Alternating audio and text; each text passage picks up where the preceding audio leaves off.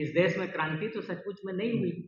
क्रांति तो फ्रांस में हुई, क्रांति अमेरिका में हुई, क्रांति रूस में हुई, क्रांति चाइना में हुई, भारत में क्यों नहीं? क्योंकि हमारी मानसिक गुलामी है जिसको फूले ने पकड़ा।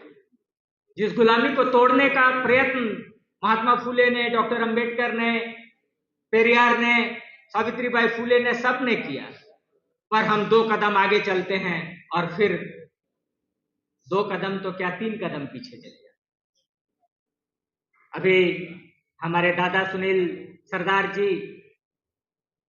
सोशल जस्टिस के बड़े पिलर हैं, वो कह रहे थे, और ये वाजिब, क्योंकि मैं और रतनलाल सर जब भी ऐसे मंचों पर मिलते हैं तो हम कई बार जब तक सेल्फ इंट्रोस्पेक्शन न करें, हम किनके साथ खड़े हैं उनको भी सवाल न पूछें, तो हमारी लड़ाई आगे बढ़ती हुई नहीं दिखती।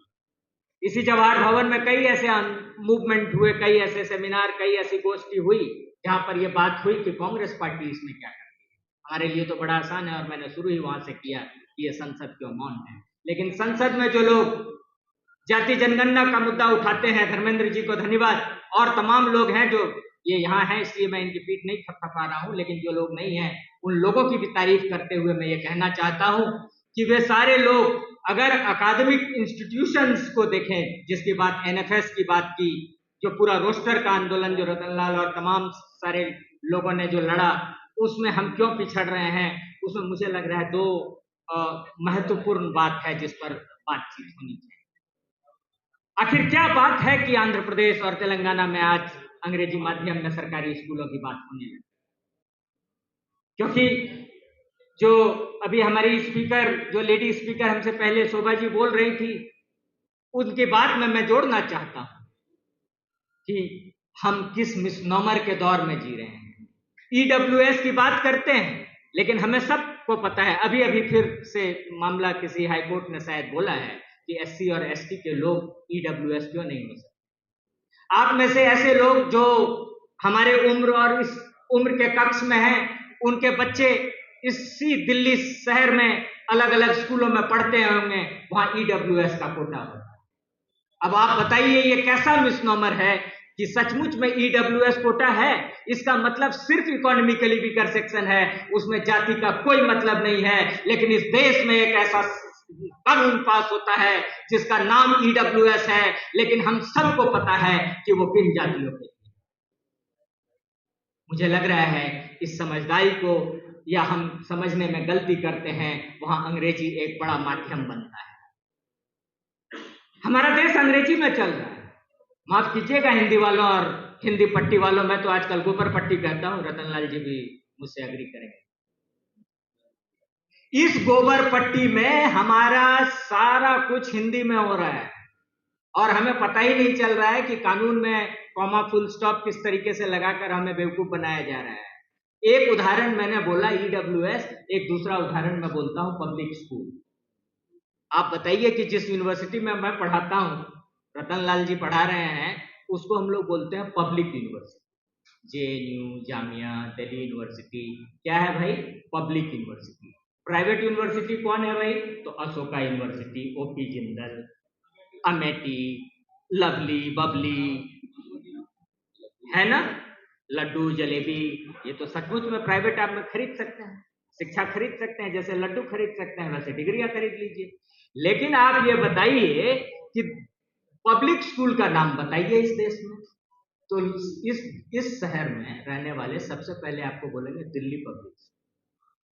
अब आप ये बताइए कि इस देश में जितने लोग पब्लिक स्कूल में पढ़ते हैं वो लोग तो बड़े मजे से पब्लिक यूनिवर्सिटी में चले जाते हैं, लेकिन जो लोग इस देश में सरकारी स्कूल में पढ़ते हैं, जो असल में उसी का नाम पब्लिक स्कूल होना चाहिए था, कि अचानक से रातों रात कैसे हमने सरकारी स्कूल को कहने को पब्लिक स्कूल जो थे उसको इस कदर बना दिया कि हमारे बच्चे उसमें ना जाएं, और उस प्राइवेट स्कूल को पब्लिक स्कूल बना दिया जिसमें हमारे बच्चे मजबूरी में। ये मैं इसलिए भी कह रहा हूं कि कास्ट और क्लास पर जहां से बात मैंने शुरू की कि जब हम स्टूडेंट थे तो क्लास और कास्ट पर बहुत बहस होता था और ये कहता था कि कम्युनिस्ट पार्टियां इस देश में इसलिए भी सक्सेसफुल नहीं हुई कि उन्होंने कास्ट को नहीं समझा। मैं बताना चाहता हूं, और फिर वो हमारी कमी इसलिए थी कि हम अंग्रेजी के वो लिटरेचर तक पढ़ नहीं पा रहे थे। कॉन्स्टिट्यूएंट असेंबली का डिबेट है, और उस डिबेट को जो मार्क गैलेंटर 1978 में लेख लिखते हैं, हु आर द ओबीसीज, और इकोनॉमिक और पॉलिटिकल वीकली के उस लेख में एक पैराग्राफ में बजाबता ये समझा दिया गया है कि के एम मुंशी क्या बात कर रहे हैं और डॉक्टर अंबेडकर क्या बात कर रहे हैं, और सिंपली वो दो बात में ये बात को बहुत क्लियर कर देते हैं। One, that caste and class are complementary to each other in this country. Class ही कास्ट को एनवेलप किया हुआ है, या फिर कास्ट के एनवेलप में ही क्लास है भारत में। शायद यही वजह है कि इस देश के 78% आबादी जो है शेड्यूल कास्ट की, वो लैंडलेस। ऐसा नहीं हो सकता कि किसी खास जाति, जिसको हम लोग ईडब्ल्यूएस कह रहे थे, कहने को हम लोग ने सुदामा कोटा दे दिया, लेकिन यार आज भी यदि कास्ट सेंसस और इकोनॉमिक सेंसस यदि आप कर लीजिए तो आपको पता चल जाएगा, और फिर वो आपको अक्सर कहा जाएगा लेकिन उस गरीब ब्राह्मण के बच्चे का क्या, उस गरीब ब्राह्मण के बच्चे का भी होगा, वो स्कूल में मास्टर बन जाएगा, लेकिन गरीब दलित का जो बच्चा है उसको सीवर में ही घुसना पड़ेगा। ये अगर नहीं होगा, ये तब तक नहीं होगा जब तक सचमुच में इस कास्ट सेंसस के साथ इकोनॉमिक सर्वे भी नहीं। मैं आखिरी बात कहकर अपनी बात खत्म करूंगा कि इस पब्लिक जो बात मैंने कही, और डॉक्टर अंबेडकर की आखिरी बात कि जो कास्ट और क्लास जो एक दूसरे को एनवेलप करते हैं, वो तो है ही।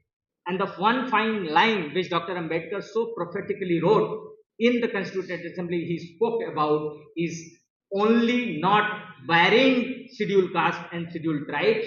All those communities are backward who are in the eyes of the government who are backward.